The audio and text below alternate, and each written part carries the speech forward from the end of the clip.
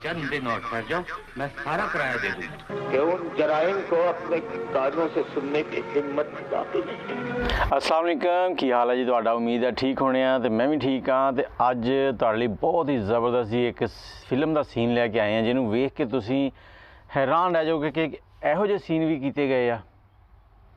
Video ਦੇ ਅੱਗੇ ਵਧਣ ਤੋਂ ਪਹਿਲੇ ਤੁਸੀਂ ਸਾਡੇ ਚੈਨਲ ਨੂੰ ਸਬਸਕ੍ਰਾਈਬ ਕਰ ਲਓ, ਬੈਲ ਦਾ ਆਈਕਨ ਦਬਾ ਲਓ। ਤੇ ਅੱਜ ਅਸੀਂ ਗੱਲ ਕਰਾਂਗੇ ਅਦਾਕਾਰ ਮੁਹੰਮਦ ਅਲੀ ਦੇ ਬਾਰੇ 'ਚ। ਅਦਾਕਾਰ ਮੁਹੰਮਦ ਅਲੀ ਨੂੰ ਕਿਉਂ ਸ਼ਹਿਨशाह ਜਜ਼ਬਾਤ ਦਾ ਖਿਤਾਬ ਦਿੱਤਾ ਗਿਆ। ਮੁਹੰਮਦ ਅਲੀ ਦੀ ਜਦੋਂ ਵੀ ਕੋਈ ਵੀਡੀਓ ਲੱਗਦੀ ਸੀ ਸਿਨੇਮੇ 'ਚ ਤੇ ਸਿਨੇਮਾ ਘਰ ਦੇ ਵਿੱਚ ਲੋਕ ਮਹਿਜ਼ੂਜ਼ ਹੋਣ ਵਾਸਤੇ ਆਉਂਦੇ ਆ, ਲੇਕਿਨ ਸਿਨੇਮੇ ਘਰ ਦੇ ਵਿੱਚ ਨਾ ਲੋਕਾਂ ਦੀ ਹਿਚਕੀਆਂ ਦੇ ਤਾਂਤੇ ਬਣ ਜਾਂਦੇ ਸੀਗੇ, ਲੋਕ ਰੋਂਦੇ ਹੋਏ ਨਿਕਲਦੇ ਸੀ ਉਹਦੀ ਫਿਲਮ ਵੇਖਣ ਤੋਂ ਬਾਅਦ। ਤੇ ਇਹ ਜਿਹੜਾ ਸ਼ਹਿਨशाह ਜਜ਼ਬਾਤ ਦਾ ਖਿਤਾਬ ਆ ਇਹ ਇਹਨਾਂ ਨੂੰ ਕਿਉਂ ਮਿਲਿਆ ਉਹ ਅੱਜ ਤੁਹਾਨੂੰ ਦੱਸਦੇ ਹਾਂ। ਤੇ ਇੱਕ ਇਹੋ ਜਿਹੀ ਫਿਲਮ ਦੇ ਬਾਰੇ 'ਚ ਵੀ ਦੱਸਾਂਗੇ ਜਿਹਨੂੰ ਤੁਸੀਂ ਇੱਕ ਵਾਰੀ ਵੇਖਣਾ ਜ਼ਰੂਰ ਆ। YouTube ਤੇ ਤੁਹਾਨੂੰ ਮਿਲ ਜੇਗੀ, ਬਹੁਤ ਹੀ ਲਾਜਵਾਬ ਫਿਲਮ ਹੈ। 1970 ਦੀ ਦਹਾਈ 'ਚ ਇੱਕ ਫਿਲਮ ਐਸੀ ਆਈ ਮੁਹੰਮਦ ਅਲੀ ਦੀ ਕਿ ਜਿਹਨੇ ਲੋਕਾਂ ਨੂੰ ਸਿਨੇਮੇ ਤੇ ਛੱਡੋ, ਜਿੱਥੇ ਸੈੱਟ ਦੇ ਉੱਤੇ ਅਦਾਕਾਰੀ ਕਰ ਰਹੇ ਨਾ ਉੱਥੇ ਲੋਕਾਂ ਨੂੰ ਰਵਾ ਦਿੱਤਾ। ਲੋਕਾਂ ਦੀਆਂ ਅੱਖਾਂ 'ਚੋਂ ਆਂਸੂ ਜਾਰੀ ਹੋ ਗਏ। ਇਹੋ ਜਿਹਾ ਬੰਬ ਸੀਨ ਕੀਤਾ ਨਾ ਉਹਨਾਂ ਨੇ, ਇਹੋ ਜਿਹੀ ਅਦਾਕਾਰੀ ਕੀਤੀ ਕਿ ਕਮਾਲ ਹੋ ਗਿਆ। ਫਿਲਮ ਸੀਗੀ ਵਹਿਸ਼ੀ। ਇਸੇ ਦਹਾਈ ਦੇ ਵਿੱਚ ਨਾ 70 ਦੀ ਦਹਾਈ 'ਚ ਇੱਕ ਫਿਲਮ ਆਈ ਇਨਸਾਫ ਔਰ ਕਾਨੂੰਨ। ਇਹਨਾਂ ਦੋਨਾਂ 'ਚ ਇਹੋ ਜਿਹੀ ਐਕਟਿੰਗ ਕੀਤੀ ਸੀਗੀ ਮੁਹੰਮਦ ਅਲੀ ਨੇ ਕਿ ਸਾਰੇ ਜਿਹੜੇ ਵੇਖਣ ਵਾਲੇ ਨਾ ਉਹਨਾਂ ਦੇ ਇਹ ਕਹਿ ਲਓ ਕਿ ਉਹਨਾਂ ਨੂੰ ਮੰਨਣ ਲੱਗ ਪਏ ਸੀਗੇ। ਮੁਹੰਮਦ ਅਲੀ ਦੀ ਫਿਲਮ ਜਦੋਂ ਵਹਿਸ਼ੀ ਰਿਲੀਜ਼ ਹੋਈ ਤੇ ਰਿਲੀਜ਼ ਹੋਣ ਤੋਂ ਬਾਅਦ ਜਦੋਂ ਬਾਲੀਵੁੱਡ 'ਚ ਜਾ ਕੇ ਲੱਗੀ ਨਾ ਉੱਥੇ ਦੇ ਜਿਹੜੇ ਅਦਾਕਾਰ ਸੀ ਉਹਨਾਂ ਨੇ ਵੀਡੀਓ ਵੇਖੀ। ਉਸ ਤੋਂ ਬਾਅਦ ਉਹਨਾਂ ਨੇ ਮੁਹੰਮਦ ਅਲੀ ਨੂੰ ਸ਼ਹਿਨशाह ਜਜ਼ਬਾਤ ਦਾ ਖਿਤਾਬ ਦਿੱਤਾ।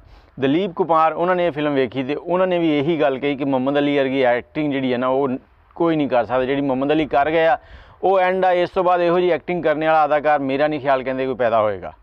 ਤੇ ਦਲੀਪ ਕੁਮਾਰ ਕਹਿੰਦੇ ਆ ਆਪਣੇ ਇੱਕ ਇੰਟਰਵਿਊ 'ਚ, ਕਹਿੰਦੇ ਕਿ ਮੁਹੰਮਦ ਅਲੀ ਇਹੋ ਜਿਹੇ ਅਦਾਕਾਰ ਸੀਗੇ ਜਿਹੜੇ ਬਗੈਰ ਗਲੈਸਰੀਨ ਤੋਂ ਤੇ ਬਗੈਰ ਨਕਲੀ ਪਾਣੀ ਦੇ ਆਂਸੂ ਲਾਉਣ ਤੋਂ ਬਗੈਰ ਹੀ ਰੋ ਵੀ ਦਿੰਦੇ ਸੀ ਸੀਨ ਦੇ ਵਿੱਚ। ਤੇ ਇਹੋ ਜਿਹੇ ਜਜ਼ਬਾਤ ਲੈ ਆਉਂਦੇ ਸੀਗੇ ਕਿ ਬਸ ਇਵੇਂ ਲੱਗਦਾ ਸੀ ਜਿਵੇਂ ਹਕੀਕਤ ਦੇ ਵਿੱਚ ਸੀਨ ਹੋ ਰਿਹਾ, ਇਹ ਹਕੀਕਤ ਚੱਲ ਰਹੀ ਹੈ, ਕੋਈ ਇਹਦੇ 'ਚ ਫਿਲਮਬਾਜ਼ੀ ਨਹੀਂ ਹੋ ਰਹੀ, ਕੋਈ ਰਿਕਾਰਡਿੰਗ ਨਹੀਂ ਹੋ ਰਹੀ, ਇੱਕ ਹਕੀਕਤ ਬਿਆਨ ਹੋ ਰਹੀ ਹੈ। ਮੁਹੰਮਦ ਅਲੀ ਦੀ ਫਿਲਮ ਵਹਿਸ਼ੀ ਇਹਦੇ ਵਿੱਚ ਜਿਹੜਾ ਸੀਨ ਸੀ ਨਾ ਉਹਨਾਂ ਦਾ ਇੱਕ ਕਿ ਅਦਾਲਤ ਦੇ ਵਿੱਚ ਉਹ ਜਦੋਂ ਗ੍ਰਿਫਤਾਰ ਆ ਤੇ ਉਹ ਸੀਨ ਉਹਨਾਂ ਨੇ ਐਡਾ ਜ਼ਬਰਦਸਤ ਕੀਤਾ ਨਾ, ਮਰਨੇ ਦਾ ਸੀਨ ਸੀਗਾ। ਲੇਕਿਨ ਦਲੀਪ ਕੁਮਾਰ ਸਾਹਿਬ ਨੇ ਵੇਖਣ ਤੋਂ ਬਾਅਦ ਇਹੀ ਆਖਿਆ ਕਿ ਇਹ ਆਖਰੀ ਸੀਨ ਆ ਜਿਹੜਾ ਮੁਹੰਮਦ ਅਲੀ ਕਰ ਗਏ ਆ, ਇਸ ਤੋਂ ਬਾਅਦ ਕੋਈ ਅਦਾਕਾਰ ਇਹੋ ਜਿਹਾ ਸੀਨ ਨਹੀਂ ਕਰ ਸਕੇਗਾ। ਤੇ ਵਹਿਸ਼ੀ ਫਿਲਮ ਜਦੋਂ ਬਣੀ ਸੀਗੀ ਤੇ ਉਦੋਂ ਕੋਈ ਸੋਸ਼ਲ ਮੀਡੀਆ ਪ੍ਰਿੰਟ ਮੀਡੀਆ ਇਹ ਕੋਈ ਜ਼ਿਆਦਾ ਨਹੀਂ ਸੀਗਾ। ਤੇ ਇਹਦੀ ਜਿਹੜੀ ਪ੍ਰਮੋਸ਼ਨ ਸੀ ਨਾ ਉਹ ਕਰਨ ਵਾਸਤੇ ਜਿਹੜੇ ਇਹਦੇ ਹਦਾਇਤਕਾਰ ਡਾਇਰੈਕਟਰ ਸੀਗੇ ਉਹਨੇ ਇੱਕ ਇਹੋ ਜਿਹਾ ਤਰੀਕਾ ਕੱਢਿਆ ਕਿ ਉਹਨਾਂ ਦਾ ਇੱਕ ਪੋਸਟਰ ਬਣਵਾਇਆ ਜਿਹਦੇ ਵਿੱਚ ਉਹਨਾਂ ਦੀਆਂ ਅੱਖਾਂ ਬਿਲਕੁਲ ਲਾਲ ਸੁਰਖ ਵਿਖਾਈਆਂ ਗਈਆਂ। ਉਹ ਪੋਸਟਰ ਤਕਸੀਮ ਕੀਤਾ ਗਿਆ। ਇਸ ਫਿਲਮ ਦੇ ਵਿੱਚ ਮੁਹੰਮਦ ਅਲੀ ਦਾ ਜਿਹੜਾ ਰੋਲ ਸੀ ਨਾ ਉਹ ਇਹ ਸੀਗਾ ਕਿ ਉਹ ਬੱਚੇ ਅਗਵਾ ਕਰਕੇ ਵੇਚਦੇ ਸੀ ਅੱਗੇ। ਬੱਚੇ ਅਗਵਾ ਕਰਕੇ ਜਦੋਂ ਵੇਚਦੇ ਸੀਗੇ ਤੇ ਆਖਿਰਕਾਰ ਕਾਨੂੰਨ ਦੇ ਸ਼ਿਕੰਜੇ 'ਚ ਆ ਗਏ। ਸ਼ਿਕੰਜੇ 'ਚ ਆਏ ਜਦੋਂ ਅਦਾਲਤ 'ਚ ਲਿਆ ਗਿਆ ਤੇ ਅਦਾਲਤ 'ਚ ਜਿਹੜੀਆਂ ਉਹਨਾਂ ਨੇ 4 ਗੱਲਾਂ ਕੀਤੀਆਂ ਨਾ ਉਹ ਗੱਲਾਂ ਇਹੋ ਜਿਹੀਆਂ ਸੀਗੀਆਂ ਕਿ ਉਸ ਸੀਨ ਦੇ ਦੌਰਾਨ ਹੀ ਉਹਨਾਂ ਨੇ ਮਰਨਾ ਵੀ ਸੀਗਾ।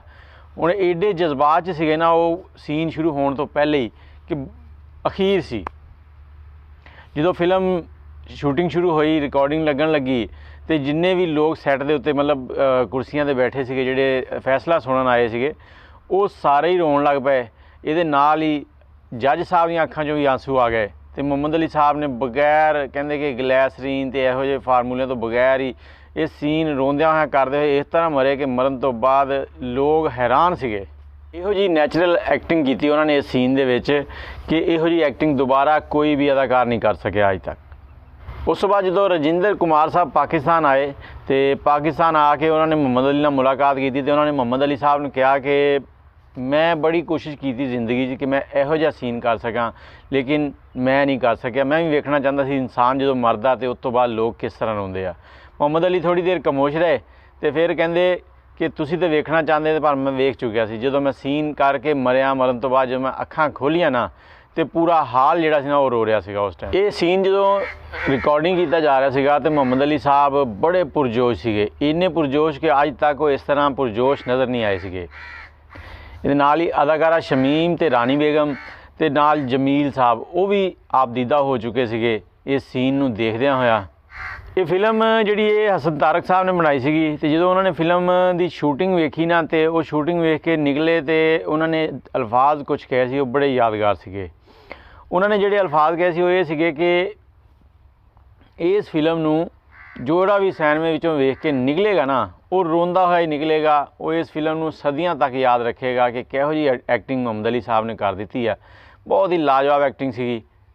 पर इस फिल्म की बदकिस्मती कि 1971 ਦੇ ਵਿੱਚ ਜਦੋਂ ਫਿਲਮ ਲੱਗੀ ਆ ਨਾ, ਸਿਰਫ 5-7 ਹਫ਼ਤੇ ਹੀ ਫਿਲਮ ਚੱਲ ਸਕੀ ਸੀ।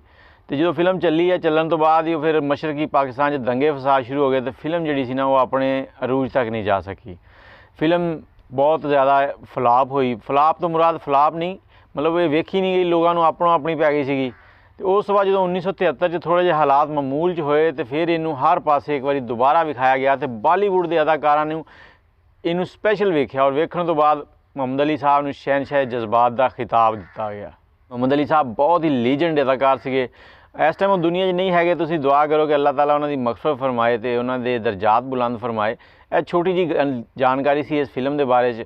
ਇਹ ਫਿਲਮ ਤੁਸੀਂ ਇੱਕ ਵਾਰੀ ਜ਼ਰੂਰ ਵੇਖਣੀ ਹੈ, ਵੈਸ਼ੀ ਮੁਹੰਮਦ ਅਲੀ ਸਾਹਿਬ ਦੀ। ਇਹਦੇ ਨਾਲ ਹੀ ਮੈਨੂੰ ਇਜਾਜ਼ਤ ਦਿਓ। ਅੱਲਾਹ ਹਾਫਿਜ਼।